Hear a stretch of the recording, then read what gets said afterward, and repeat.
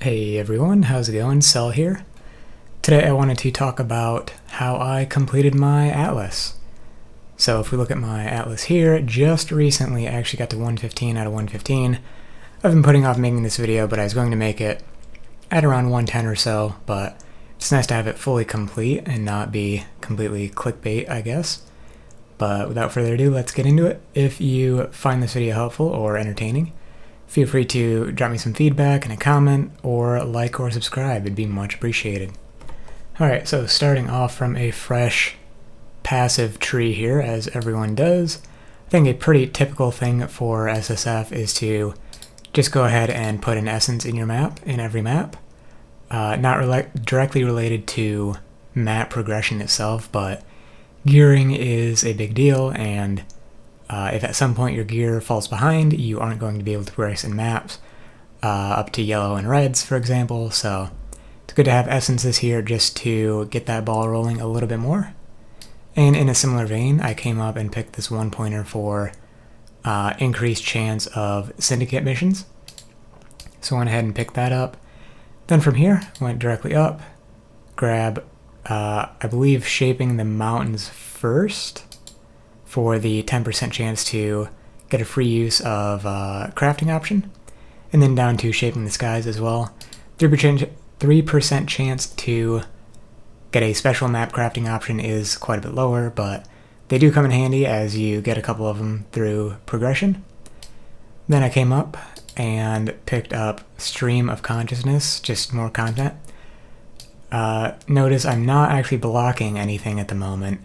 At the time, I was considering that there were quite a number of different things that I wanted from various league mechanics. So I didn't want to block anything straight away, even if that kind of hindered my gear progression a little bit. I just preferred to pick up Stream of Consciousness and then focus on progressing through maps. I was comfortable enough with my character. I was playing a Lightning Conduit Trickster at the time and was handling things pretty well. So I felt like I could just keep climbing tiers, get new maps, get more skill points, etc. And then depending on when you play, you might actually want to rush Commissioned Officer a little earlier. If a lot of people do this, I'm sure some people have noticed, a lot of people will try to rush to get to maps before the daily reset, which I believe is usually about 4 hours after league start. And the reason for that is all your master missions, you get a free daily, or you get one free daily, I should say. And if you can make it to Commissioned Officer by that point, you get yet another one. And that's handy for two reasons, which I'll get into in a second. So I picked up that, and then went to Shaping the Valleys and Shaping the Seas.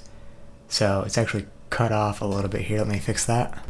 Okay, it's not cooperating, so maybe not. But at this point, there is a 100% chance for maps found to be one tier higher from the passives I've gotten right here.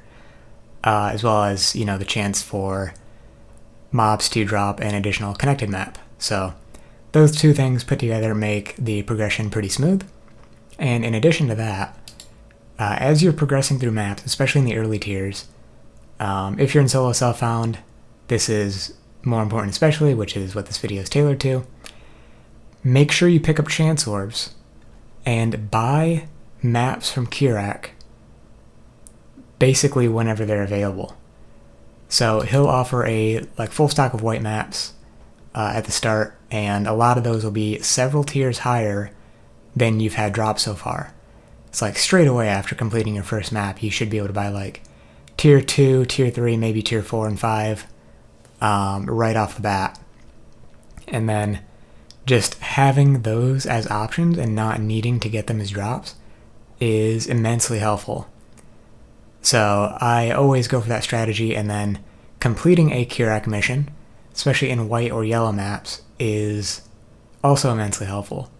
Because what that'll do is you can look for a map that you haven't completed yet, and if you complete it through Kirak with the Atlas objective, so for white maps, you just need to complete them magic or higher, yellow maps, rare or higher, red maps, corrupted rare.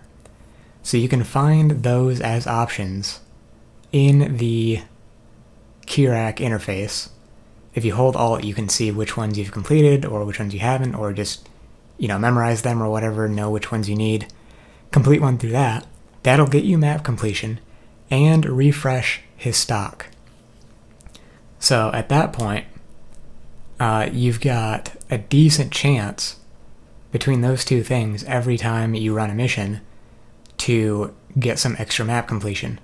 And even if you don't, if you're running low on maps, running the mission and being able to buy more maps of a similar tier that you're at will get you to the point of, having better map sustain and things like that.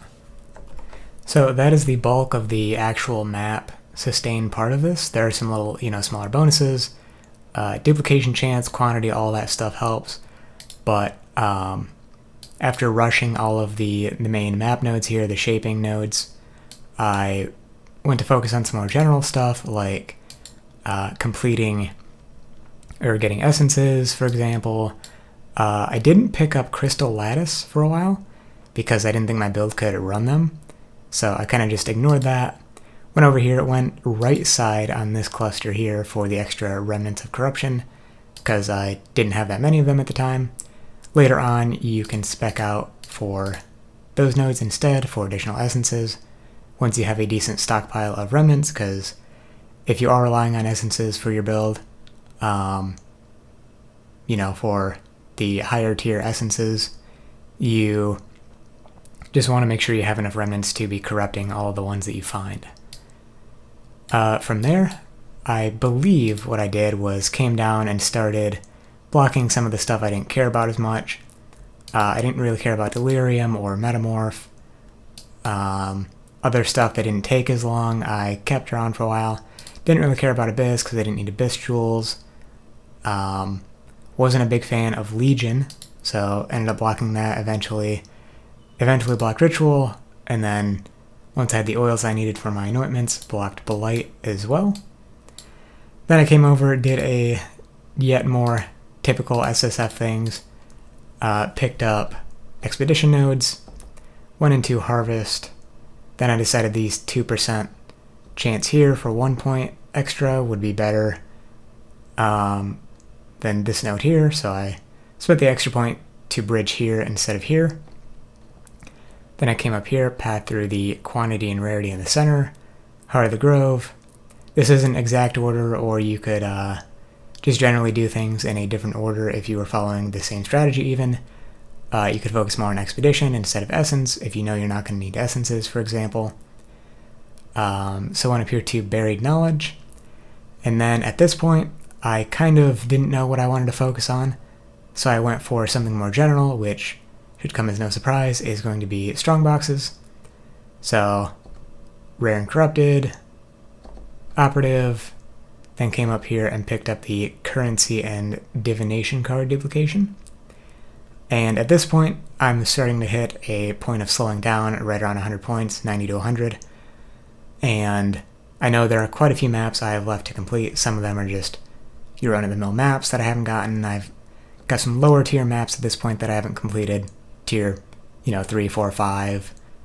Some mixed, like tier 7 and 8 maps I hadn't gotten. But I'm well into red maps at this point and trying to fill those out. So what I did was I picked up these 4 nodes here, giving a total of 0.8% chance for maps to drop as a random unique map instead, because there are a decent number of unique maps and they're all worth an Atlas point, and they're all pretty rare to get by themselves. So I was trying to focus on filling out those as quickly as I could. So this is one method by which I did that. Another is Kirak missions, like I said. You can look in his missions, and then you run a mission that'll refresh his stock. So you've got I don't know if he actually sells unique maps in his stock, but he offers them semi-regularly in his missions, and that is where I ended up getting most of my unique maps from, actually, and my final 2, which were Vault of Atziri and Coward's Trial.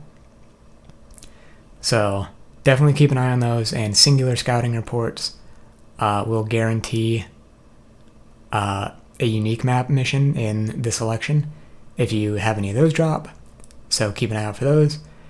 But that said, even the run-of-the-mill scouting reports can roll unique maps and guardian maps and things like that, so definitely don't be afraid if you are really wanting extra Atlas points to go ahead and re-roll some of those missions, remembering to check his stock whenever you actually activate a mission to have a better, or to take a look at a stock and see if there's anything there that you might want. Again, guardian maps, high tier maps that you might not have yet, etc. Then in terms of the general Atlas completion, that was pretty much it. I am currently up to 129 out of 132, I think. Have one Pinnacle boss and a couple invitations left, but that's about it. From this point, I eventually spec'd out of these nodes and all the strongbox stuff. I did have a couple of monstrous treasure crafts from Shaping the Skies at this point, so I ran those prior to speccing out of those, and then focused more on the altar farming a little bit. So I went up here, for example, had more points by this point, and then, you know, got tired of that or wanted to do other things, so I went over here instead, picked up some Maven stuff, and then transitioned to more of a bossing strategy, killing guardians and whatnot. So my current Atlas at the top looks a little more like this. And beyond that, there's just a million things you could do at this point. So I haven't gotten too much into the more refined or specific strategies, so I still have all of these shaping nodes. I don't know if those ever go away. I guess maybe with a Grand Design or Wandering Path tree. But for now, I've just been running the typical Harvest, Expedition, Essence type stuff. Threw in a little Abyss there at one point as well for some decent XP gains. But yeah, mostly just been playing an RF character now, which I'll have a video out soon about, and killing a bunch of bosses. Anyways, hope you guys liked the video, and I'll see you next time. Peace.